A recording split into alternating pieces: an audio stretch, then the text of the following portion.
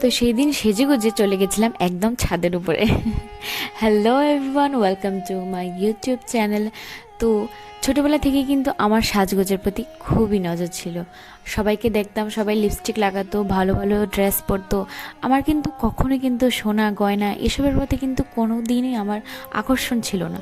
সেটা ছিল আমার শুধুমাত্র নতুন নতুন কাপড় চোপড়ের উপর।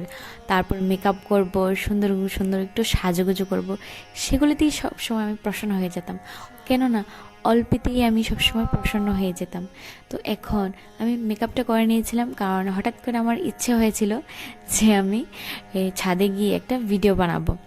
তো আমি দেখতেই পাচ্ছি এখানে স্কিন প্রেপ করে নিয়েছিলাম, তারপর জাস্ট হালকা একটু কনসিলার লাগিয়েছিলাম। তারপর আমি পুরো মেকআপটা ডান করে গলার কানেরটা পরে নিয়েছিলাম, আর সাথে একটা টিপও পরে নিয়েছি। আর কিছুক্ষণ নিজেকে আয়নার মধ্যে দেখে তারপর বুঝে শুনে তারপর চলে গিয়েছিলাম ছাদের উপরে। আর দেখতে পাচ্ছ কি করছি।